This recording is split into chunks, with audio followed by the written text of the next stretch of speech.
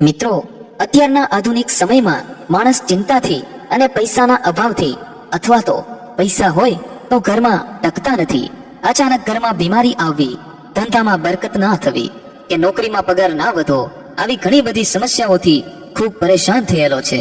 તો શાસ્ત્રમાં પણ કહેવાયું છે કે ખરાબ સમય પછી દરેક વ્યક્તિનો એક સારો સમય આવે છે, પરંતુ તે સમય ક્યારે આવે છે તે આપણને ખબર હોતી નથી.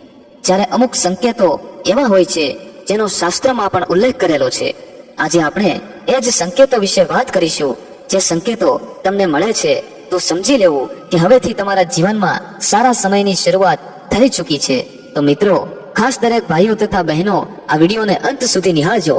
શુભ સંકેતોની શરૂઆત કરીએ તે પહેલા કોમેન્ટ બોક્સમાં જય માં લક્ષ્મી જરૂરથી લખી નાખજો, જેથી લક્ષ્મી માતાની કૃપા આપ સૌ પર બની રહે. તો સારો સમય આવતા પહેલા જોવા મળે છે આ શુભ સંકેતો. નંબર 1, પૂજા દરમિયાન જો ભગવાનની મૂર્તિ પર મૂકેલું ફૂલ કે પાન તમારી સામે પડે તો તેનો અર્થ છે કે ભગવાન તમારાથી પ્રસન્ન છે અને તમારી મનોકામના જલ્દી પૂરી થશે. નંબર 2, ગૌ માતાનું આગમન. જો તમારા ઘરમાં ગૌ માતા દરરોજ આવી રહ્યા છે અને તમારી પાસે ભોજન માટે રણકાર કરી રહ્યા છે તો આ ખૂબ જ શુભ સંકેત છે. નંબર 3, સપનામાં મંત્રો સાંભળવા અથવા જો તમારા સપનામાં મંત્રો સાંભળો છો જેમ કે રામ રામ, તો આ ખૂબ જ શુભ સંકેત માનવામાં આવે છે. જો ઓમ મંત્ર સંભળાય તો તે પણ સકારાત્મક વાત છે. સપનામાં મંત્ર, ઘંટડી અને શંખનો અવાજ સંભળાવવો ખૂબ જ શુભ સંકેત માનવામાં આવે છે. નંબર 4, ઘરમાં બાળક હોવું. કહેવાય છે કે બાળકમાં ભગવાનનો વાસ હોય છે. જો નાના બાળકો તમને જોયા પછી અચાનક દાંત કાઢે છે અથવા તો તમને કઈ સકારાત્મક વાત કહે છે તો એ વાતનો સંકેત છે કે તમારા જીવનમાં સકારાત્મક વસ્તુઓ બનવા જઈ રહી છે.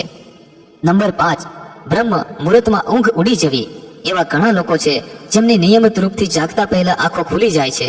જો તમારી ઊંઘ બ્રહ્મ મુહૂર્તમાં ઉડી જાય છે એટલે કે સવારે 3 વાગ્યાથી 5 વાગ્યાની વચ્ચે તમે જાગો છો તો તમારા જીવનમાં મોટો ફેરફાર થવાનો છે. તેનો અર્થ એ છે કે તમને જીવનમાં યોગ્ય રાહ મળવાની છે. નંબર 6, શરીરના અંગોનું ધ્રુજવું. પુરુષના જમણા અંગનું ધ્રુજવું ખૂબ જ શુભ માનવામાં આવે છે. પછી તે જમણી આંખ હોય કે જમણો હાથ, આ એક શુભ સંકેત છે. તેનાથી ઊંધું સ્ત્રીઓમાં જો ડાબું અંગ ધ્રુજતું હોય તો તે સારો સંકેત છે. એટલે કે સ્ત્રીમાં ડાબા હાથનું ધ્રુજવું એ ખૂબ જ શુભ સંકેત માનવામાં આવે છે. પુરુષોમાં જમણા હાથનું ધ્રુજવું શુભ સંકેત માનવામાં આવે છે. નંબર 7, જો તમે ઘણા દિવસોથી તમારા ઘરની બહાર મહાલક્ષ્મીનું વાહન ઘુવડ જોઈ રહ્યા છો તો માની લો કે તમારા ઘરમાં દેવી લક્ષ્મીનું આગમન થવાનું છે અને તમને જલ્દી જ અપાર ધન પ્રાપ્ત થશે. જો તમે કોઈ કામ માટે ક્યાંક બહાર જઈ રહ્યા છો અને રસ્તામાં તમે કોઈ કૂતરાને તેના મોંમાં શાકાહારી વસ્તુ અથવા તો રોટલી લઈને જોશો તો તે સૂચવે છે કે તમને ક્યાંકથી ધન લાભ થવાનો છે. નંબર 8, અંદરથી અચાનક ખુશી થવી. ઘણી વખત તમે જોયું હશે કે તમને અચાનક ખુશ થવાનું મન થાય છે. તેનો મતલબ તમારે સમજવું કે ભગવાન તમને કંઈક સારા સંકેત આપી રહ્યા છે. જે રીતે તમને આ સમયે ખુશ થવાનું મન થઈ રહ્યું છે તેવી જ રીતે ભગવાન તમારા જીવનમાં જલ્દી જ ખુશીની પળો લાવવાના છે. તમને સુખનો અનુભવ થવાનો છે.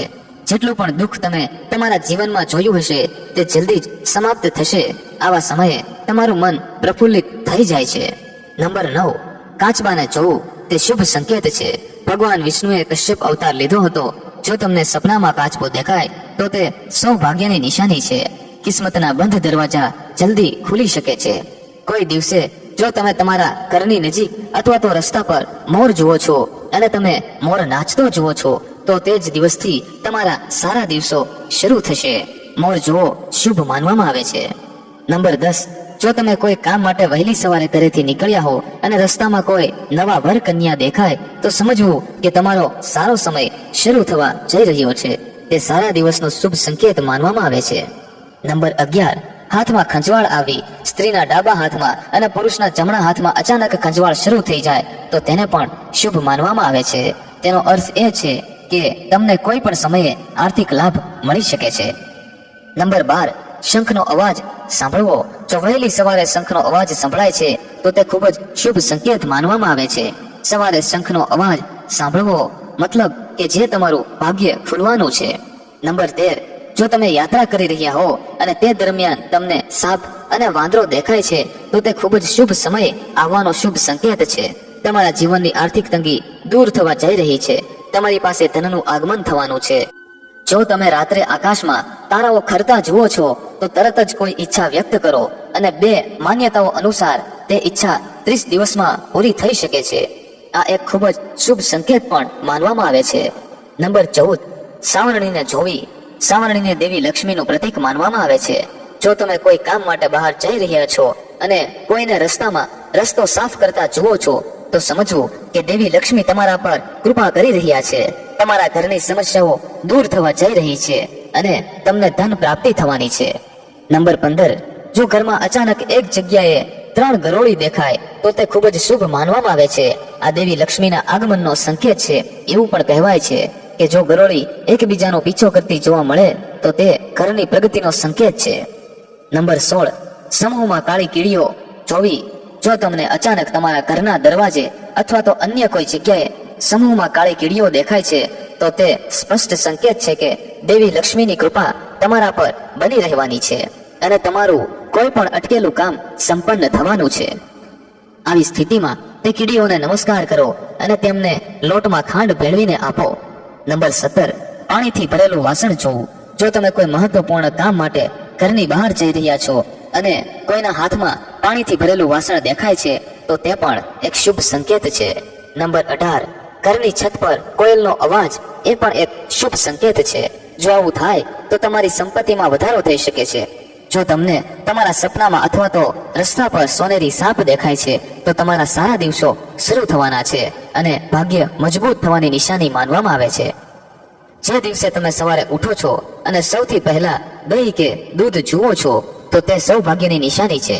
નંબર 19, જો તમારા ઘરના મુખ્ય દરવાજે હાથી તેની સૂંઢ ઊંચી કરીને ઊભો હોય તમારે સમજી લેવું કે તમારા સ્થાન પર જેવી લક્ષ્મીનો આગમન થવાનું છે. તમારા પરિવારને સુખ અને સમૃદ્ધિમાં વધારો થવાનો છે. હાથીને ભગવાન ગણેશનું પ્રતીક માનવામાં આવે છે. નંબર 20, જ્યારે પણ તમે તમારા ઘરની સામે આંકડાનો છોડ ઉગતા જુઓ તો સમજી લો કે સારો સમય આવવાનો છે. આ સંકેત ખૂબ જ શુભ માનવામાં આવે છે.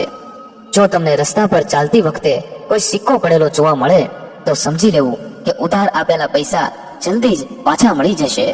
નંબર 21, જો રસ્તામાં ક્યાંક જતી વખતે તમને તમારી જમણી બાજુ કોઈ વાંદરો, કૂતરો કે સાપ દેખાય તો એ સારો સંકેત છે કે પૈસા તમારી પાસે આવવાના છે. જો સવારે તમે જાગતાની સાથે જ પૂજાનું શ્રીફળ જુઓ છો તો તેનો અર્થ એ છે કે તમારા પર માતા લક્ષ્મીની કૃપા થવાની છે. આ ઉપરાંત આર્થિક સ્થિતિ મજબૂત થવી અને ધન લાભ થવાના સંકેતો હોય છે. નંબર 22, જો તમે તમારી આસપાસ રંગબેરંગી પતંગિયા જોઈશો તો તેનો અર્થ એ છે કે તમારા જીવનમાં ખુશીઓ આવવાની છે. ઘરની બહાર નીકળતી વખતે લીલા શાકભાજી, લીલું ઘાસ, સફેદ કબૂતર વગેરે જોવા પણ શુભ સંકેત છે. નંબર 23, જો તમારા ઘરમાં પશુ પક્ષીઓ માળો બનાવી રહ્યા હોય તો તે પણ ખૂબ જ શુભ સંકેત છે.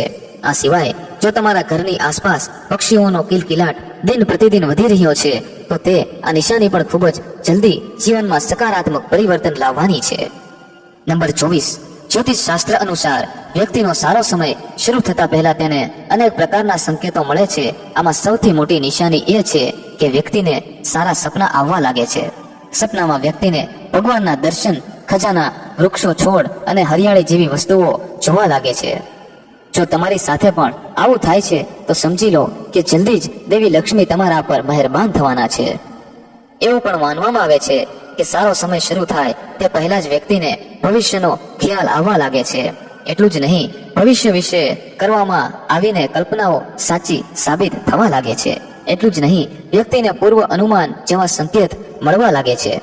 દરેક વ્યક્તિના જીવનમાં સારો અને ખરાબ સમય પણ આવે છે.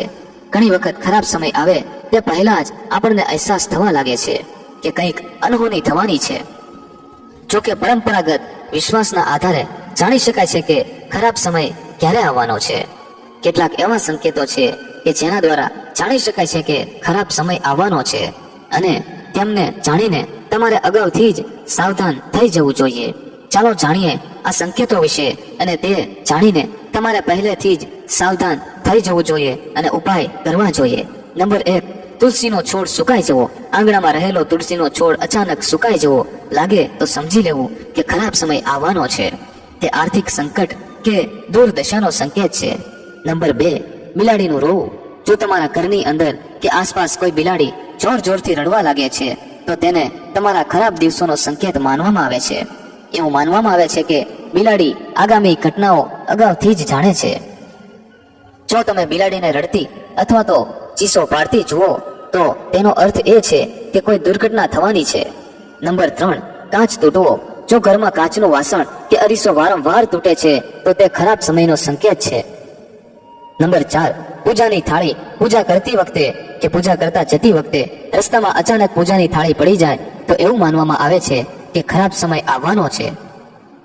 જ્યોતિષ શાસ્ત્ર અનુસાર આ સંકેત આવનારા ખરાબ સમયનો સંકેત છે. જો તમારી સાથે આવું થાય છે તો તમારે તરત જ દેવી દેવતાઓ પાસેથી માફી માંગવી જોઈએ. નંબર 5, હાડકાનું નીકળવું. ઘરની આસપાસ ખોજતી વખતે હાડકાં મળી આવે તો તે જમીનની અશુભતાની નિશાની છે. નંબર 6, કૂતરાનું રોવું. જો કોઈ ઘરના મુખ્ય દરવાજા તરફ મુખ રાખીને કૂતરું રડે છે તો તેનો અર્થ એ છે કે સંબંધિત ઘરમાં કોઈ સમસ્યા ઊભી થવાની છે અથવા તો કોઈના મૃત્યુનો સંકેત પણ હોઈ શકે છે. નંબર 7, ખોદતી વખતે મરી ગયેલો જીવ જોવા મળે. જો જમીન ખોદતી વખતે મરી ગયેલું પ્રાણી કે સાપ દેખાય તો આવનારા ખરાબ સમયનો સંકેત આપે છે. નંબર 8, કાળા ઉંદરોની વધતી સંખ્યા. જો કાળા ઉંદરો અચાનક ઘરમાં મોટી સંખ્યામાં આવવા લાગે અને તેમની સંખ્યા સતત વધતી હોય તો તે સૂચવે છે કે નજીકના ભવિષ્યમાં કોઈ આફત આવવાની છે. નંબર 9, ઈજાગ્રસ્ત પક્ષી. જો કોઈ પક્ષી ઈજાગ્રસ્ત થઈને તમારા ઘરના આંગણામાં પડે છે તો તે ભવિષ્યમાં અકસ્માતનો સંકેત છે. નંબર 10, સોનાની વસ્તુઓ ખોવાઈ જવી. આપણે હંમેશા વડીલો પાસેથી સાંભળતા આવ્યા છીએ કે સોનું પડવું અશુભ માનવામાં આવે છે કારણ કે તેમાંથી બનેલું સોનું અને આભૂષણો ઘરમાં સમૃદ્ધિ લાવે છે.